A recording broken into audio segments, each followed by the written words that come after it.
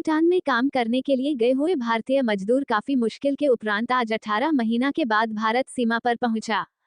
भूटान में काम करने गए हुए भारतीय मजदूरों को भूटान के एक कंपनी ने आने से पिछले 18 महीना से रोक के रखे हुए थे, जो आज भारत सरकार के अग्रिम प्रयासों के माध्यम से 3 भारतीय मजदूर लौटाया गया। एक का नाम मोहम्मद नूरजमाल हक, दूसरा मोहम्मद राजू हक, तीसरा मोहम्मद अली हुसैन है।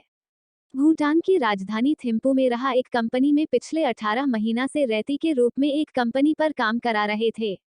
भारत में लॉकडाउन होने से पहले से किसी एक एजेंट के माध्यम से भूटान पर कंपनी में मिशन के काम करने के लिए भूटान सरकार की वर्क परमिट के माध्यम से काम करते आ रहे थे। उन्हें भूटान में काम करने के समय पर काफी परेशानियों से जूझना पड़ रहा था। जब उन लोगों ने भूटान में काम कर रहे थे तब भूटान के उन कंपनी ने उन्हें एक कैदी के रूप में जैसा बर्ताव कर काम करा रहे थे, जिसको लेकर कंपनी पर अर्जी की गई कि उन्हें अपना भारत घर वापसी करने के लिए, परंतु कंपनी के अधिकारियों ने उन्हें भारत लौटने से पाबंदी लगाई गई।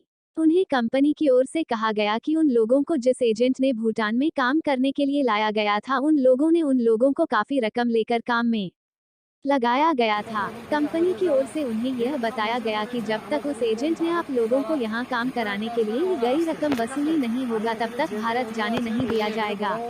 कंपनी की ओर से इस तरह से उन लोगों को कहने पर भारत लौटने के लिए जरिया नहीं मिलने पर उन लोगों ने एक सामाजिक संजाल की जरिया बनाया गया। उस सामाजिक संजाल के माध्यम से एक वीडियो वायरल की गई। वो वीडियो वायरल होने के उपरांत स्थानीय भारत एवं भूटान के पुलिस विभाग द्वारा मालूमहाट पुलिस विभाग को बताया गया। जबकि यहाँ 3 मजदूर अलीपुरद्वार जिला का मादारीहाट क्षेत्र से काम करने के लिए भूटान गए थे। इसके उपरांत अलीपुरद्वार की जिला शासक, मादारीहाट जिला परिषद, जयगांव डेवलपमेंट अथॉरिटी एवं जयगांव पुलिस प्रशासन की ओर से भूटान में रहा काउंसलेट अधिकारी के साथ संपर्क करने पर उन्हें भूटान से भारत लौट आने की प्रयास के लिए अर्जी की गई। इसके उपरांत आज उन्हें 18 महीना के पश्चात भारत लौटाने के क्रम में भूटान में काम करने के लिए गए हुए भारतीय मजदूर आज भारत लौट पाए हैं। परंतु यह दुख की बात यह है कि विश्व को इस वक्त कोरोना वायरस से लोगों को जीना मुश्किल हुआ है। इस महामारी को देखते हुए भूटान सरकार ने उनके देश में कड़ा नियम के साथ पर पूर्ण रूप से लॉकडाउन लागू की गई है। भारत के लॉकडाउन के तुलना में भूटान पर होने वाले लॉकडाउन काफी सख्त रूप में किया जाता है। भूटान में चल रहे यह लॉकडाउन के दौरान भूटानी नागरिकों को भी घर से बाहर निकलना पूर्ण रूप से पाबंदी है। मगर आज भूटान सरकार ने भारतीय लोगों को 18 महीना तक उनके देश में काम कराने के उपरांत भी इस महामारी में किस तरह से भारतीय मजदूरों को आज भूटान से भारत निकाला गया, यह सबसे बड़ा सवाल खड़ा हो रहा है। अन्य देश की तुलना में भूटान में काम करने वाले दाने मजदूरों को भारत सरकार के श्रम मंत्रालय की स्वीकृति आवश्यकता नहीं है। इस नियम का फायदा उठाकर भूटान सरकार ने भारतीय मजदूरों को भूटान में काम कराने के समय अपने मनमर्जी से कैदी के रूप में काम कराने की परंपरा सदियों से चलते आ रहा है। जबकि भूटान में काम करने वाले जाने वाले उन मजदूरों का कहना है कि उन्हें काम कराने के उपरांत मिलने वाले रकम भूटानी मुद्रा में दिया गया तथा भारत एवं भूटान एक मित्र राष्ट्र है। विश्व बाजार में भूटान की मुद्रा के मूल्य नहीं है, परंतु भारत सरकार ने भूटान के साथ में एक समझौता करके भूटानी मुद्रा एवं भारतीय मुद्रा को सीमावर्ती क्षेत्र पर समान रूप में चाहल पहल करने की परंपरा सदियों से चलती आ रहा है, जिसका फायदा उठाकर भूटान सरकार ने भारतीय मजदूरों को भूटानी मुद्रा काम करने के उपरांत दिए जाने की बात खुलासा हुई है।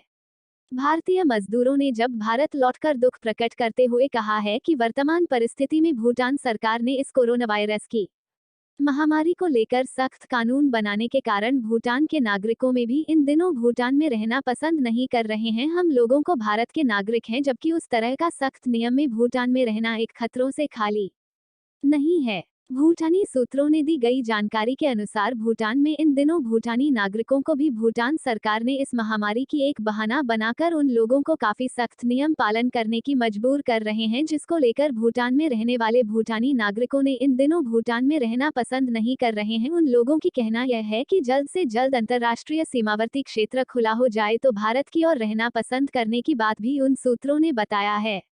आज उन्हें भारतीय मजदूरों को जब भूटान लौटते समय स्थानीय जयगांव डेवलपमेंट अथॉरिटी के मैजिस्ट्रेट भूषण शेरपा, जयगांव थाना प्रभारी अभिषेक भट्टाचार्य ने सम्मान पूर्वक भूटान की सीमा से भारत आने पर स्वागत হ্যাঁ রাজু। বাড়ি কোথায় তোমার? বাড়ি শিশোবাড়ি, হ্যাঁ দক্ষিণ শিশোবাড়ি, বীরপাড়া। এটা কি বলছো? দক্ষিণ শিশোবাড়ি। আচ্ছা, কত বছর থেকে তুমি ভুটানে আছো? প্রায় 18 মাস ধরে। আচ্ছা, কি কাজ করতেছো ভুটানে?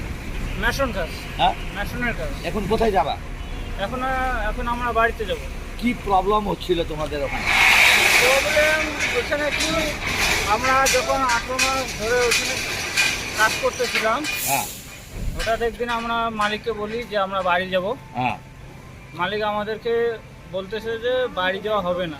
হ্যাঁ তা আমরা বললাম কেন আমরা বাড়ি যেতে পারবো না, হ্যাঁ আমরা তো লেবার মিস্ত্রি, আমরা কেন বাড়ি যেতে পারবো? আচ্ছা মালিক বলতেছে যে তোমাদের ঠিকাদার যে পয়সা নিয়ে গেছে বেশি করে, হ্যাঁ ওই টাকাটা শোধ না হলে হ্যাঁ। তোমাদেরকে ছাড়বো না। আচ্ছা, তোমাদেরকে কত দিচ্ছিল ডেলি ওইখানে আমাদেরকে 700 টাকা করে হাজিরি দিচ্ছিল আচ্ছা মান্থলি আর কি, 700 টাকা করে দিচ্ছিল। তারপর তোমার মালিক, তোমার ভ্যাকসিন হয়েছে? হ্যাঁ ভ্যাকসিন একটা হয়েছে আর সেকেন্ড ভ্যাকসিন হয়েছে। আচ্ছা, কোন মালিক কি বলতেছে এখন? মালিক তারপরে আমরা যখন এই ভিডিও সোশ্যাল মিডিয়ায় ছাড়ছিলাম, হ্যাঁ সোশ্যাল মিডিয়ায় ছাড়ার পরে তারপরে মালিক ওইখানে টেম্পুর যে লেবার অফিসের লোক আছে, হ্যাঁ ওইখান থেকে যোগাযোগ করে ওই স্যারদেরকে ওইখানে নিয়ে গেছে হ্যাঁ আমাদের ওইখানে আমাদেরকে জিজ্ঞাসা করলো কিসের জন্য ছাড়ছো, কেন ছাড়ছো। আমরা বললাম এই জন্য আমরা বাড়ি যেতে পারতেছি না, এতদিন ধরে আসি, বাড়ি যেতে দিতেছে না, তার জন্য আমরা। কি দিতেছে না? মালিক কি বলতেছিল? মালিক বলতেছে সাইড হ্যান্ডওভার করতে হবে, সাইড হ্যান্ডওভার করে বাড়ি যাও, না হলে যত টাকা ঠিকাদার বেশি নিয়ে গেছে ওই টাকাটা দিয়ে তারপরে বাড়ি যাও। এখন কার সাহায্য নিয়ে তোমরা এখানে চলে আসছো? সাহায্য নিয়ে আমরা যখন সোশ্যাল মিডিয়ায় ভিডিওটা ছাড়ছিলাম, ছাড়ার পরে মালিক তারপরে ওইখানে থেম্পুর যে লেবার স্ট্যান্ডের লোক আছে, হ্যাঁ। ওইখান থেকে লোক নিয়ে গিয়ে আমাদেরকে বলতেছে যে কেন ছাড়ছো, কিসের জন্য ছাড়ছো, আমাদেরকে বলতে লাগে। তা আমরা বললাম স্যার আমরা তো জানি না অত কিছু, হ্যাঁ। ভুটানকে কি হয়, কি থেকে কি হয় না হয় আমরা জানি না, আমার যেটা মনে হচ্ছে আমরা ওইটা করে দিছি, ঠিক আছে। তা বলতেছে ঠিক আছে, যেটা করছো বলছো ওইটা ঠিকই আছে, তো তোমরা এতদিন ধরে আছো, বাড়ি যাওয়ার তোমাদেরও সমস্যা আছে, বাড়িতে যাইতে লাগে তোমাদেরকেও। তারপর আচ্ছা, আপনার বাড়ি কোথায়? শিশোবাড়ি, দক্ষিণ শিশোবাড়ি। হ্যাঁ, দক্ষিণ শিশোবাড়ি। কি নাম বলছেন? আলী হোসেন। আচ্ছা, আপনার বাবার নাম? বাবার নাম আছে আকবর আলী। আচ্ছা, আপনার? আমার নাম মুজাম্মাল হক, আমার বাড়ি শিশুবাড়ি চাপাগুড়িতে। হ্যাঁ। বাবার নাম ফজলুল হক।